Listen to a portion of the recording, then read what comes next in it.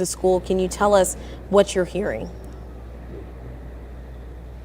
Hey, Sydney and Rennie, just really a heartbreaking story we just heard about 15 minutes ago from a freshman. He told me they actually thought this was one of those, active shooter drills, and then they realized it was actually taking place and there was a real active shooter on their campus in their school buildings. And I'm honestly just going to let him tell you the story. I know the producers have that sound from him in the back, and just listen to it from his own words, this freshman, what he had to go through to get out of the school. We just thought it was a regular intruder drill, but then when we started hearing sirens outside and the teachers started to even get scared, we knew that this wasn't just a regular drill and it was real. So then the teacher, she crawled over and she was asking for help to move the lockers to the door so they can't get in. And we started hearing glass breaking from the outside and gunshots outside the door. And then we tried to move out the window, jump out the window, but it was concrete at the bottom of one of the windows that was open, so we couldn't go down there. So we had to wait a little longer before the assistant principal came up to one of the windows that was locked. And when we opened it, the teacher said to come on, and we all had to jump out the window.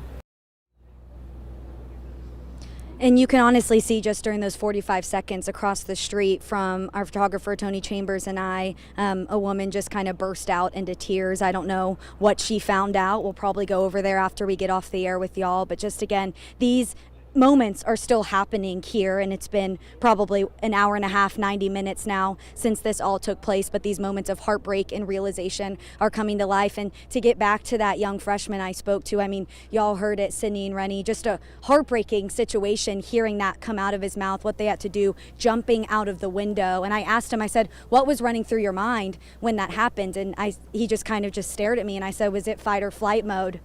And I said, what was it, fight or flight mode? And he said, yeah. So let's take a listen to kind of what he said to me in that moment.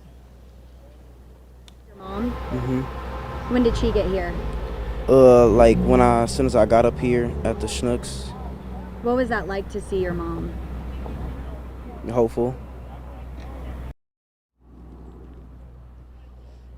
Just like he said, those moments of hopefulness. His mom was on the phone when we spoke with him. She gave us permission to talk to him, so we didn't get a chance to hear from her, but I could tell she was on the phone with someone, probably a family member, telling them that she is with their son and he is okay at this time. I did ask him if it sunk in that it actually happened at school. Has what really happened that morning come to realization for him? And he said not yet. I asked him if he's going to feel safe at school now, if this makes him nervous, and he said yes.